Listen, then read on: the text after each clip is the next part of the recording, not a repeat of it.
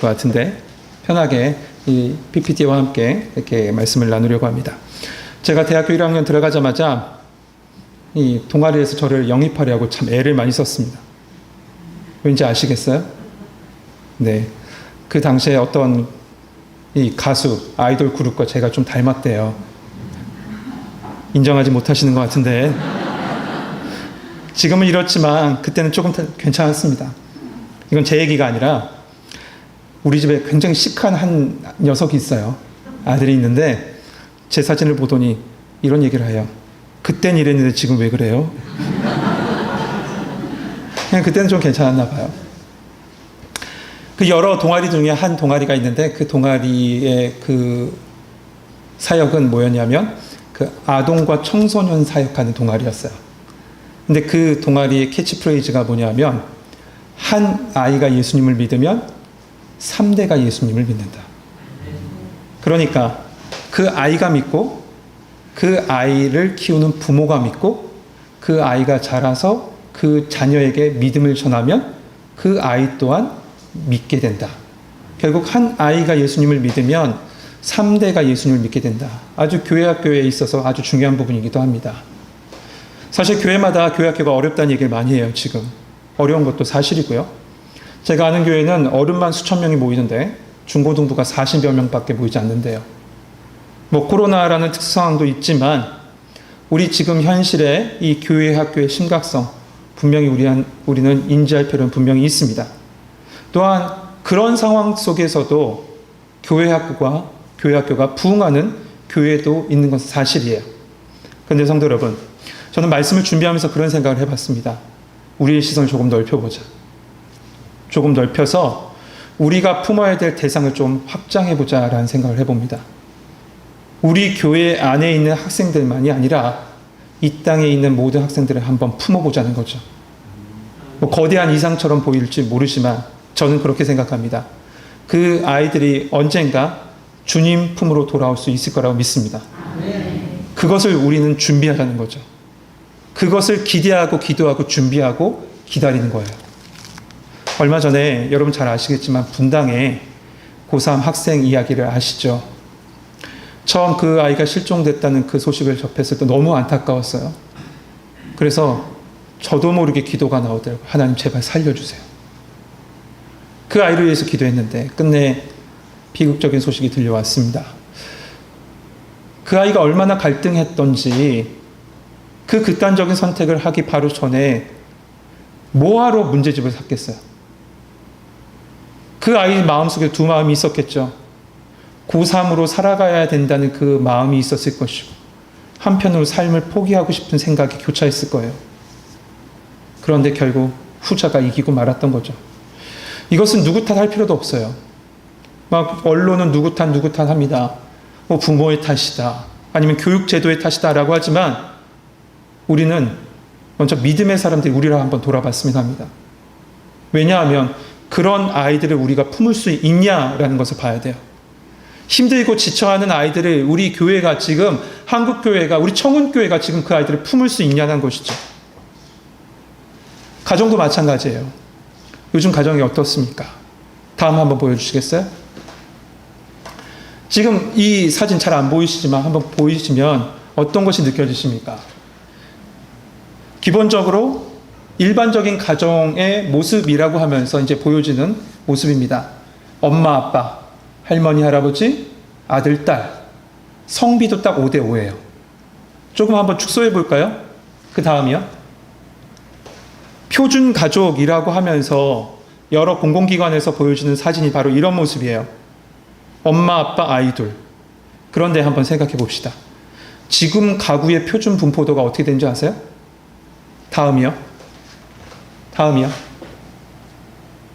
네, 맨 오른쪽은 1985년도입니다. 1985년도에 가족의 분포도를 봤더니 4인 가구가 제일 많았고요. 그 다음에 5인 가구, 그 다음에 3인 가구, 그 다음에 2인 가구, 6인 가구예요. 그런데 2010년 보세요. 제일 높이 올라가 있는 것은 2인 가구예요. 그리고 그 다음이 1인 가구고요. 그 다음이 조금 내려와서 4인 가구, 3인 가구예요. 그러니까 우리가 생각했던 가족의 구조와는 조금 바뀌어 있습니다. 여기 2인 가구, 1인 가구에는 누구도 포함되어 있냐면 한부모 가족도 포함되어 있는 거예요. 그러니까 우리가 생각하는 가족의 개념을 조금 확장하고 바꿔서 봐야 된다는 거죠. 우리는 항상 가족하고 가정하면 4인 가구에 엄마, 아빠, 아들, 딸 이렇게 생각하고 있습니다. 가족하면. 그런데 교회는 이제는 여러 형태의 가족들이 있는 그 자녀들이 교회에 온다는 사실을 알아야 되고요. 교회는 그 가정 속에서 그 가정이 어떤 모습이든지 일단 부모의 신앙이 어떻든지 간에 넓은 형태의 모든 가족들을 품어낼 수 있는 교회가 되어야 된다는 것이죠. 현재 우리 교회는 어떨까? 제가 우리 교회 그 가족의 분포도를 우리 목사님들한테 부탁했습니다. 조사해 달라고요. 그래서 어제 받았는데 그 결과를 보니까 거의 부모님 두 분 다 살아 계시고 다 믿는 가정에서 자란 아이들이에요. 거의 99% 가까워요. 참 감사한 일이죠. 그래요. 그런데 한편으로 생각되는 마음이 있는 것은 이거예요. 지금 1인 가구, 2인 가구가 저렇게 대세고 편모, 편부에서 자란 아이들이 부지기수로 있는데 우리 교회는 없대요. 이것을 어떻게 분석해야 될까? 너무나도 이 동네가 살기 좋아서일까? 그것만은 아닐 것 같아요. 제 생각에 갑자기 드는 생각은 우리 교회의 벽이 너무 높지 않나? 우리 교육부서의 벽이 너무나도 높지 않나? 아이들이 쉽게 다가오지 못하지 않나? 이런 생각을 한번 들어봅니다. 그래서 오늘 교사 헌신 예배는 약간 교사 세미나 교사 교육처럼 이렇게 말씀 전해지는데 전통적인 가족들 가운데 있는 우리 학생들과 특별히 새로운 형태의 가족 가운데 있는 학생들 그리고 교사 가족들 이들 속에서 우리 교사들은 영적인 부모로서 교사로서 어떻게 서야 되는지 우리 말씀 통해서 한번 은혜를 나누려고 합니다. 그래서 교사의 위치가 중앙에 있고 여러 형태 속에서 교사는 어떻게 살아가는지 보려고 해요. 다음 보시죠. 그 형태의 첫 번째는 우리가 교사로서 어떻게 섬겨야 되냐? 같이 고백합시다. 말씀으로 양육해야 합니다.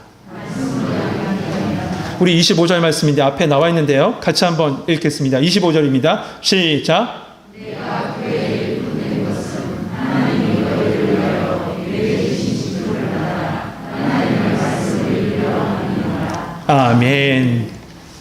여러분 한번 물어보죠. 여러분의 자녀 중에 지금 이 공간에 있는 우리 성도님들의 자녀 중에 몇 %가 예수님 믿을 것 같으세요? 몇 %가 예수님 믿을 것 같아요? 여러분의 가정 가운데. 통계를 분석한 걸 봤어요. 너무너무 충격적이었습니다. 왜 충격을 받았냐면 다음 그림 보여주세요. 한국 기독교 가정의 95%가 그 다음 세대들이 예수님을 떠난대요. 10명 중에 1명만 남는 것이 아니라 1명도 안 남아요. 10명 중에 1명의 그 10가정 중에 한 가정, 그 한 가정도 아니 0.5명만 예수님 믿는 거니까요. 여러 가지 이유가 있겠죠. 뭐 부모의 신앙을 봤더니 믿겨지지 않는다. 사회적으로 어떻다. 그런 부정적인 요소를 일단 제외합시다. 여러 가지 요소이기 때문에. 반대로 그렇다면 유대인 가정 가운데는 그 다음 세대들이 배교할 비율을 봤더니 0.1%뿐이 안 돼요. 신앙이 계속 연결되어져 갔던 거죠. 왜 이렇게 연결되어져 갔던 것일까? 유대교는 종교적인 사회적 형태를 갖고 있기 때문에 강압적으로 교육해서 그렇게 믿었다? 요즘 시대가 어느 시대인데요? 유대인들도 다 밖에서 살아요. 해외에서 삽니다. 그렇기 때문에 그 강압적인 사회 밖에서 사는 유대인들도 많음에도 불구하고 배교율이, 그러니까 그 다음 세대가 유대교를 믿지 않는 비율이 0.1%밖에 되지 않아요. 그렇다면 왜 그럴까요? 왜 이렇게 될까? 그 원인을 찾아보니 이거예요. 바로 말씀 교육이에요. 다음이요. 유대인들은 회당의 역할이 굉장히 중요합니다. 교회죠. 교회의 역할과 마찬가지예요. 회당과 가정은 연결되어져 있어요. 회당에서 뭘 하냐? 예배를 드리는데 그 예배 가운데 율법을 낭독합니다. 먼저 말씀을 읽는 거죠. 구약의 말씀. 신명기의 말씀 특별히 읽고요. 민수기의 말씀을 읽습니다. 그리고 기도를 해요. 그리고 다시 말씀을 읽어요. 모세오경을 읽죠. 그리고 맨 마지막에는 그 민수기에 나와 있는 제사장 축복문으로 축복하고 가정으로 돌려보냅니다. 근데 이것으로 끝이 아니에요. 가정에서는 어떻게 하냐? 가정에서도 신앙교육이 이어지는 거죠. 신앙교육이 가정에서도 이어져요. 그럼 우리 교회는 어떻습니까? 교회도 마찬가지예요. 먼저 우선적으로 우리는 말씀으로 아이들을 양육해야 돼요. 그것만큼은 놓치셔서는 안 돼요. 말씀에 아이들 붙잡게 하고, 그리고 특별히 그 아이들을 붙잡고 마음껏 축복 기도해 주셔야 돼요. 교사 선생님들, 우리 아이들 한 명 한 명 놓고 기도하고 계시죠? 아멘 안 하시면 안 되죠. 정말 그 아이의 생명을 놓고 기도하셔야 돼요. 말씀 붙잡고 아이들 말씀을 먹이고 기도하셔야 되고요. 그리고 축복해 주세요. 이 세상 살기 얼마나 어려운데요. 얼마나 힘든데. 밖에 나가면 전쟁터고요. 초등학교, 유치원 다 전쟁터 같은 생활 속에서 아이들 살아가요. 축복받는 공간이 그렇게 많지 않아요. 믿음의 생활, 이 예배당에 나와서 하나님의 말씀 가운데 아이들 축복하는 건 너무나도 중요합니다. 여러분, 교사 선생님들 꼭 아이들을 붙잡고 기도해 주시고 말씀으로 양육하는 우리 교사 선생님 되시길 축복합니다. 그런데 그것을 끝나서는 안 되죠. 그것이, 그 말씀이 가정으로 흘러가야 돼요. 그래서 가정과 연계되는 교회 학교가 너무나도 중요합니다. 여러분, 여러분의 가정 가운데 자녀들이 계십니까? 교회 학교에다 모든 걸 맡기지 마십시오. 가정에서도 아이들을 말씀으로 양육되어져야 돼요. 그러기 위해선 교회 학교가 그 연결되는 그 연결고리를 분명히 어떤 프로그램이든지 어떤 것이 갖고 있어야 돼요. 신앙교육이 연결될 수 있도록, 가정에서도 연결될 수 있도록 해야 돼요. 그래서 교회는 다음이요. 교회는 주차장이 돼서는 안 돼요. 주차장이 돼서는 안 된다는 게 아니라 이 말은 교회에만 머물러 있으면 안 된다는 거예요. 교회는 주유소가 돼야 돼요. 말씀으로 채워지고 기도로 채워지고 성령으로 채워져서 가정으로 돌아가야 되고요. 삶의 현장으로 돌아가야 되죠. 교회 학교는 이 주유소의 역할을 감당하고 있는 거예요. 그런데 이런 말씀을 드리면 누군가 이런 얘기를 합니다. 가정에서 지금 아이들 얼굴도 보기 힘들어요. 근데 무슨 신앙교육이에요? 이렇게 얘기하시는 분도 분명히 있을 거예요. 몇 해 전에 아주 유명한 광고가 있는데요. 바카스 광고예요. 제가 바카스 너무 좋아하나 봐요. 그렇죠? 그렇다고 하면 그 얘기 안 해요? 갑자기 바카스가 먹고 싶대. 다음이요. 잘 안 보이는데 이 바카스 광고에 보면 한 아이를 엄마가 들쳐 업고 있습니다. 아빠가 출근하려고 할 때 이 아이가 이런 얘기를 하죠. 또 놀러 오세요. 아빠에게. 아빠가 어떤 사람이에요? 손님과 같은 사람이 된 거죠. 가정 가운데 부모로서의 역할로 세워진 것이 아니라 그저 손님으로 그저 왔다 가는 역할인 거죠. 그만큼 현실에 이 가족들이 너무나도 힘들게 살아간다는 거예요. 그렇게 삶에 지쳐서 맞벌이 하면서 들어오는 그 부부에게 일반 교육하는 것도 쉽지 않은데 신앙교육? 어찌 보면 엄두도 나지 않을지 몰라요. 그러나 여러분 바꿔 생각해 봅시다. 이 자녀들도 똑같은 생활을 할 겁니다. 똑같은 생활을 하고 똑같이 사회생활을 할 건데 그런 성공의 순간들을 막 달려가던 그 순간 성공할 땐 상관없어요. 장애물을 만나고 실패를 경험하고 쓰러졌던 그 순간에 이 아이들이 일어날 힘, 지쳤을 때 쓰러졌을 때 일어난 힘은 여러분 오직 말씀으로 일어난 것밖에 없어요. 아멘. 예수 그리스도 붙잡고 일어나는 것밖에 없어요. 아멘. 여러분 아이들에게 썩은 동아줄 잡게 하실 거예요? 아니면 예수 그리스도 생명의 줄 잡게 하실 겁니까? 그 예수 그리스도 생명의 줄 잡게 해야죠. 우리가 말씀 교육한다는 것은 그거예요. 애들에게 지쳤을 때 쓰러졌을 때 지금 이 순간에는 느껴지지 않지만 그 순간에 그 말씀이 그 아이들을 일으켜 세울 거예요. 분명히 일으켜 세울 겁니다. 그러기에 그들의 심령 속에 말씀을 넣는 교육은 너무나도 중요합니다. 원론적이라고요? 아니요. 이것이 근본적인 거예요. 그래서 주일학교 교사들은 항상 말씀 가지고 쓰셔야 돼요. 어떤 상황에서든지 말씀 가지고 애들을 키워나가셔야 돼요. 그리고 그 말씀을 가정에 흘려보낼 수 있도록 준비해야 됩니다. 혹시 이런 생각을 하실 수 있습니다. 혼자 믿는 아이들은 어떡한가? 저도 그 아이들을 한번 생각해봐요. 이 혼자 믿는 아이들, 우리 교회는 그렇게 많지는 않지만 혼자 믿는 아이들이 여러분 5월달이 제일 싫다고 한대요. 왠지 아세요? 가정의 달이라고. 부모님이랑 행사하는 것이 많아서 혼자 믿는 아이들이 그만큼 힘든데요. 그런데 여러분, 교사 선생님들, 그리고 우리 교회 모든 우리 성도님들, 그 아이들에게 영적인 부모가 되어 주십시오. 교사 선생님들은 그 아이들의 영적인 부모입니다.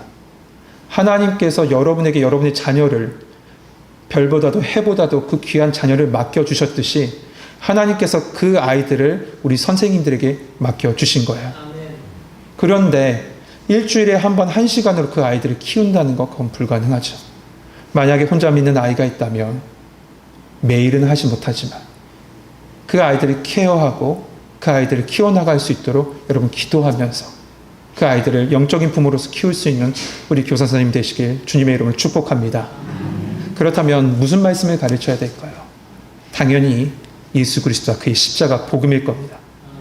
사도 바울은 말해요. 25절, 26절에 보니까 이렇게 말합니다. 내가 교회의 일꾼 된 것은 하나님이 너희를 위하여 내게 주신 직분을 따라 하나님의 말씀을 이루려 함이니 이 비밀은 만세와 만대로부터 감추었던 것인데 이제는 그의 성도들에게 나타났고 27절 말씀 띄워주시면 같이 읽겠습니다.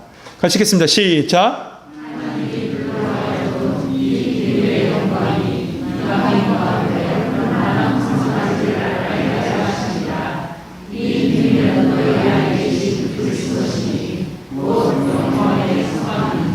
아멘. 여러분, 이 비밀이 뭡니까?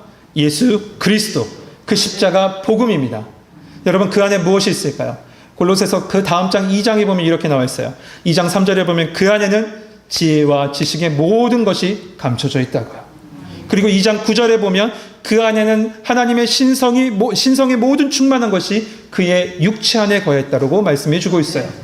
지혜와 지식의 모든 보화가 하나님의 신성이 감춰져 있는 그 예수 그리스도의 복음을 우리 아이들에게 증거해야 됩니다. 그러기 위해서는 오늘 말씀해 보니까 이것이 먼저 누구 안에 있다라고 말씀하고 있냐면 너희 안에 있대요. 말씀하고 있죠. 이 비밀은 너희 안에 계십니다요. 우리 교사사님들 안에 먼저 예수 십자가 복음이 있어야 돼요. 그 복음 안에서 여러분이 이 직분을 감당해야 됩니다.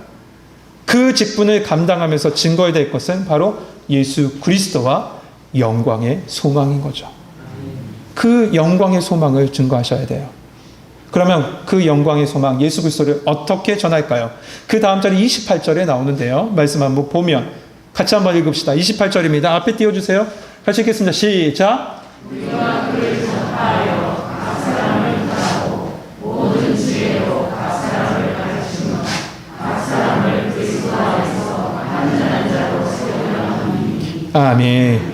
복음을 어떻게 전해야 되는가? 세 가지로 얘기합니다. 첫 번째, 각 사람에게 전파하라고 얘기했어요. 전파하라. 이 전파한다는 것은 단회적인 것이 아니에요. 지속적으로 하래요.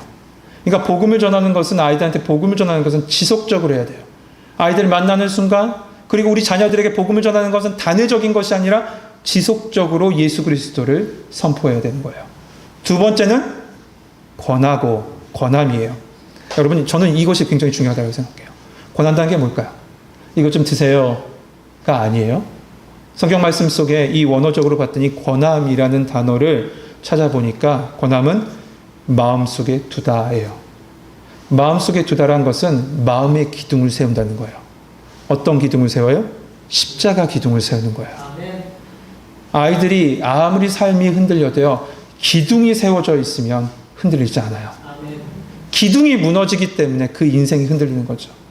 그러니까 교사는 무엇을 세워야 되냐? 그 마음속에 십자가 기둥을 세우는 사명을 감당해야 됩니다.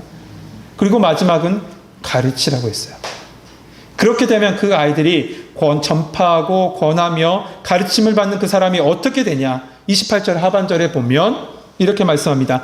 각 사람을 그리스도 안에서 완전한 자로 세우려 함이니. 완전한 자로 세워진대요. 완전하다. 사람이 완전할 수 있을까요? 사람은 완전할 수가 없죠. 이 완전함이라는 게 뭘까요? 완전함은 예수 그리스도를 닮아가는 모습이에요. 인간은 완전하지 못합니다. 저는요, 이렇게 여러 군데 이제 어떤 곳에 여행을 가게 되면 그곳에 있는 작은 서점을 가게 돼요. 제가 이제 속초에 가면 저만이 아는 아주 작은 서점이 있어요. 우리 교육자 수련회 갔을 때 데리고 가려는데 별로 안 좋아하더라고요. 그래서 저 혼자 그냥 알고 있고 말려고요. 거기 가면 그 지역만 출간되는 책이 있어요. 그래서 그 책을 보게 되는데 어느 작은 서점에 갔는데 한 책을 보게 됐습니다. 뽑았는데 제목을 보는 순간 눈물이 울컥 나오는 거예요. 그 책 제목은 이거였어요. 완전하지 않지만 충분히 완벽한. 완전하진 않지만 충분히 완벽한 이란 책이에요. 누가 썼을 것 같아요? 그림 보여주세요. 다음이요. 누군지 아시겠어요? 닉 부이치치죠. 네, 잘 아실 겁니다. 이 닉 부이치치는 그렇게 고백해요. 하나님은 실수가 없으십니다. 나 같은 존재도 만드신 그 이유가 있습니다. 그런데 그 책을 쓴 사람은 이 닉 부이치치가 아니에요. 그의 아버지예요. 그의 아버지가 아들을 보면서 썼던 책. 그 책 제목은 이겁니다. 완전하진 않지만 충분히 완벽한. 이 제목을 보고 책 내용을 보는데 하나님의 마음이 이렇지 않을까 싶었어요. 우리는 완전하지 않아요. 그러나 하나님께서 예수 그리스도 안에 우리를 볼 때 우리는 충분히 완벽한 자녀예요. 우리 교사 선생님들 그 눈에도 예수 그리스도 안에서 한 명 한 명 우리 학생들, 우리 자녀들이 그렇게 보여주셨으면 좋겠어요. 복음으로 바라보면 그 아이들은 완전하진 않지만 충분히 완벽한 존재입니다. 왜냐하면 예수님의 십자가 사랑이 있기 때문에 그렇죠.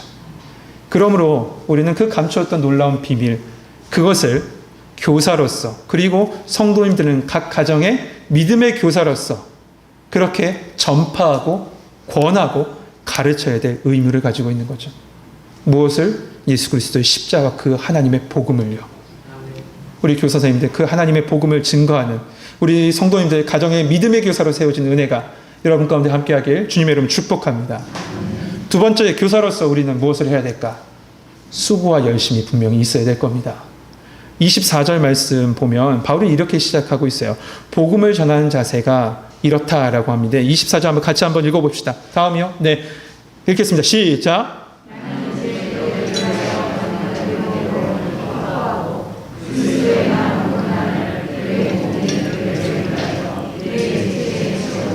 아멘. 오늘 말씀에 보면 약간 의문이 드는 단어가 있는 것은 그리스도의 남은 고난이라는 것이 있습니다. 그리스도의 남은 고난이 뭘까? 예수님께서 고난을 충분히 당하지 않으셨다는 것일까? 여러분, 그건 아니죠. 예수님께서 분명히 십자가상에 뭐라고 얘기하셨습니까? 다 이루었다라고 말씀하셨어요. 그렇다면 남은 고난은 뭘까요? 그것은 우리에게 주어진 사명이에요. 그 사명. 예수님께서 승천하시기 전에 말씀하셨죠. 다음이요. 마태복음 28장에 보면 말씀하고 있습니다. 예. 그러므로 너희는 가서 모든 민족으로 제자를 삼아 아버지와 아들과 성령의 이름으로 세례를 베풀고 내가 너희에게 분부한 모든 것을 가르쳐 지키게 하라. 볼지어다 세상 끝날까지 너희와 항상 함께 있으리라 하시니라. 복음 전파의 사명을 바울은 남은 고난으로 인식하고 자기의 육체에 채웠다는 거예요. 자기의 육체에 채웠다는 거죠. 그리고 오늘 본문 우리가 읽었던 골로새서 1장 마지막 절에 보면 마무리할 때도 이렇게 얘기합니다. 이를 위하여 우리가 힘써 다하여 수고하였다라고 그렇게 얘기하고 있어요.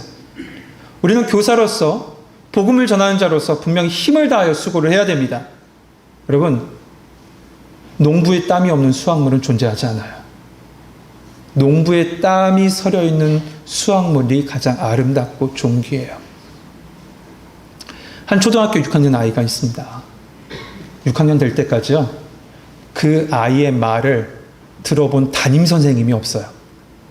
말을 하지 않아요. 그렇다고 실어증은 아니에요. 집에선 얘기해요. 그런데 학교만 오면 얘기를 하지 않아요.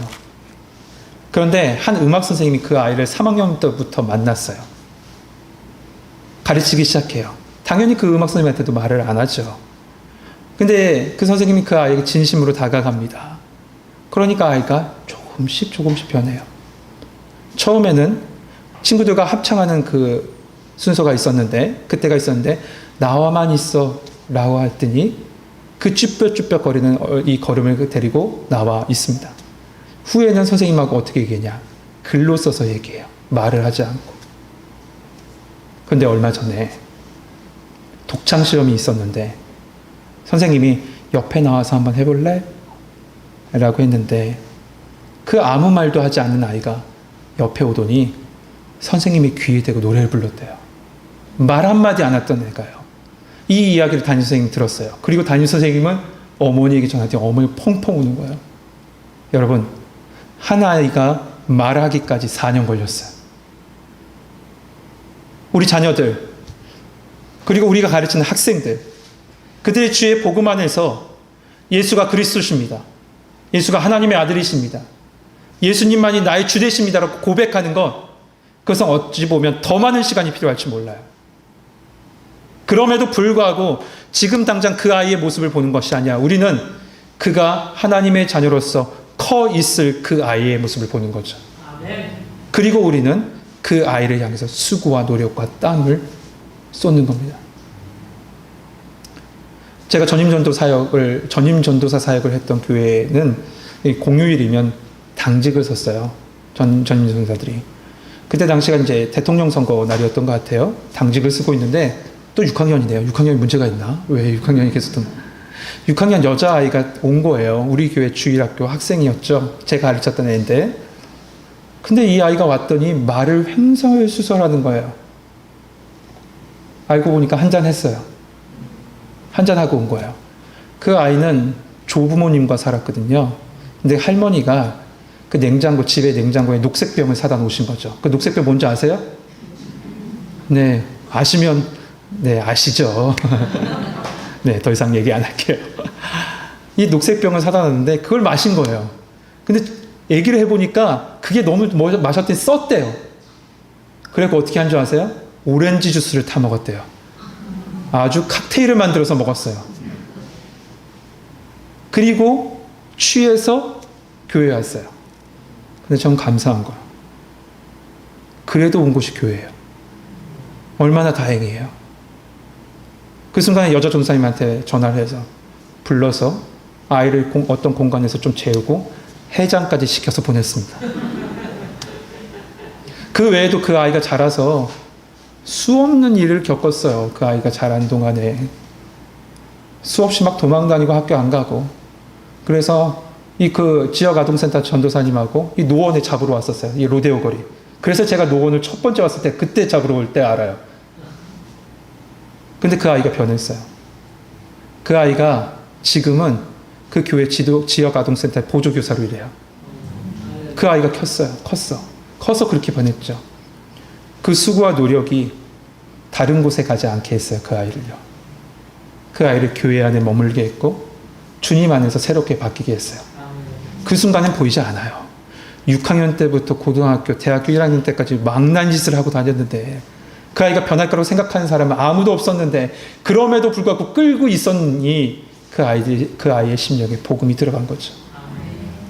우리의 수고와 노력이 분명히 필요합니다. 교사 선생님들의 수고와 노력이 필요해요.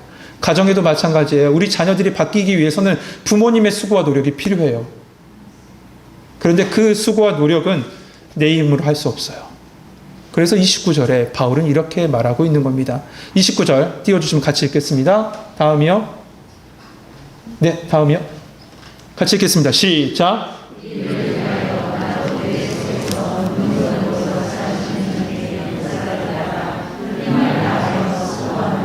아멘. 내 속에서 역사하시는 그 능력을 따라 내 속에서 역사하시는 누구입니까? 예수 그리스도 그분의 성령이실 줄 믿습니다. 저는 말씀을 준비하면서 기도했습니다. 하나님, 우리 청업교회 교사 선생님들에게 주의 성령을 더하여 주옵소서. 또한 기도하며 올라오기를 여러분의 가정 가운데 성령의 역사하심이 함께하길 기도하며 올라왔어요. 그런 축복이 여러분 가운데 함께하길 원합니다. 그 능력으로 아이를 키워나가고 그 능력으로 교사의 사명을 감당하고 그 능력으로 교회의 모든 직분을 감당하는 겁니다. 사랑하는 성도 여러분, 교회 학교는요 징검다리와 같아요. 저는 그래서 개인적으로 징검다리 프로젝트라고 맨날 얘기해요. 다음이요. 예수님 그 앞으로 가는 그 길 가운데 복음의 디딤돌을 하나씩 놓는 거예요. 그 디딤돌을 먼저 아이들의 마음에 놓는 거죠. 그리고 그 아이들의 가정 속에 놓는 거예요. 그리고 그보다 우선적으로 우리 교사 선생님들의 마음 속에, 그리고 여러분의 가정 속에 그 디딤돌이 놓아져야 돼요. 근데 그 디딤돌을 받고 서 있는 아이도 때로는 멍하니 서 있을 때가 있어요. 이렇게요. 분명히 가면 되는데 갈 수 없는 거죠. 그때 어떻게 해요? 그때 같이 가주는 거예요. 동행해 주는 거예요. 함께 해주기만 하면 돼요. 그 순간에 우리만 갈 것 같으세요? 예수님 우리와 분명히 함께 하신다고 그랬어요. 예수님이 우리의 손을 붙잡고 같이 걸어가시는 거예요. 이를 위해서 우리의 수고가 필요합니다. 그러나 우리의 힘으로 하는 것이 아니죠. 성령님께서 그 힘을 주실 줄 믿습니다. 다음이요. 7월, 8월 우리는 이 교회학교 수련회가 예정되어져 있습니다. 18일은 유치부하고 아동부가 연합해서 여름성경학교를 하고 18, 25일 날은 중고등부가 이렇게 양일간 2주간에 걸쳐서 이 중고등부 자체 수련을 하고 8월 15일, 16, 17일은 청년부가 이렇게 수련을 합니다. 여러분 기도해 주십시오. 이 시간을 통해서 아이들의 심령 속에 복음의 디딤돌이 놓여지는 기회가 될 수 있도록 도와주시고 교사들은 자기의 힘이 아니라 성령의 능력으로 하는 그런 은혜가 있게 해달라고 기도해 주시길 바랍니다. 이 시간에 우리 같이 기도하며 나가도록 합시다. 같이 기도할 것은 이겁니다. 하나님, 우리 교사뿐만 아니라 우리 모든 사람들은 믿음의 교사로 삶의 순간 가운데 교육부서와 가정 가운데 세워진 줄 믿습니다. 하나님, 이 사명 감당할 수 있도록 말씀의 사명 감당하고 복음을 전하는 사명 감당하며 그 수고와 노력을 통해서 우리 다음 세대들이 주님 앞으로 더 한 걸음 더 나아갈 수 있도록 도와달라고 기도하시고 특별히 7월 8월 여름성경학교와 수련회가 있습니다. 지혜를 더하시고 능력을 더하시며 특별히 어둠의 권세로부터 지켜주셔서 은혜의 순간, 기쁨의 순간 예수님 만나는 은혜가 있게 해달라고 우리 한 목소리로 같이 기도하고 제가 마무리 기도하겠습니다. 기도하겠습니다. 은혜로우시고 사랑이 많으신 하나님 아버지 감사합니다. 우리 같이 하나님 아버지께 믿음을 드리고 마음을 드리며 교사 헌신 예배로 예배를 올려드립니다. 아버지 하나님, 그냥 드려지는 그 순간에 7월 첫째 주에 드려지는 그냥 헌신의 시간이 아니라 아버지 우리의 마음을 드리고 생각을 드리며 모든 것을 드리며 하나님께 기도하는 시간이었습니다. 하나님, 말씀의 주관자 되신 하나님, 우리를 이끌어 주시옵소서. 말씀으로 우리를 먹여 주시옵소서. 우리 특별히 교사 선생님들 축복하여 주셔서 저들의 인생을 하나님께서 먼저 주장하여 주시고 주님 십자가의 기둥이 먼저 세워지게 하여 주셔서 아이들에게 그 십자가 복음을 흘려보낼 수 있는 자들 될 수 있도록 도와주시옵소서. 수고한 노력 가운데 자기의 힘으로 할 수 없음을 고백합니다. 성령님 붙잡아 주시옵소서. 우리 교회 하나님 아버지 7월 18일, 25일, 8월 15일부터 17일까지 하나님 아버지 수련회와 여름성경학과를 준비합니다. 아버지 하나님, 사람의 계획으로 되지 않고 사람의 능으로 되지 않음을 고백하오니 아버지 하나님께서 함께하여 주시고 은혜의 시간, 주님 만나는 시간 되게 하여 주시고 아이들에게 하나님 아버지 예수 그리스도의 이름 그 세 글자가 하나님 아버지 하나님의 그의 심령 속에 새겨지는 은혜 또한 허락하여 주시옵소서. 주님, 우리가 믿고 기도합니다. 사랑의 하나님 감사합니다. 이 시간에 우리를 먼저 믿는 자로 불러주시고 그 복음의 은혜와 기쁨을 먼저 알게 하여 주시니 감사합니다.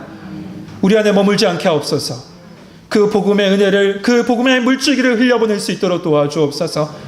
교사로 세워진 자는 하나님 아버지 아이들에게 그 십자가의 복음의 그 물줄기를 흘려보내게 하여 주시고 하나님 각 가정의 부모로서 세워진 자는 자녀들에게 그 십자가의 은혜를 흘려보낼 수 있도록 도와주옵소서. 분명히 수고와 노력이 필요합니다.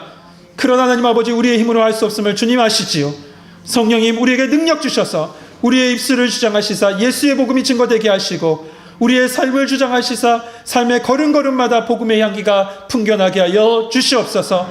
특별히 교사들 축복하여 주셔서 이 사명 하나님 아버지 감당하고 있사오니 그 가정을 축복하여 주시고 아버지는 그의 인생 가운데 주님이 살아계심을 먼저 보여질 수 있도록 도와주시옵소서. 예수 그리스도의 이름으로 감사하며 기도하옵나이다. 아멘.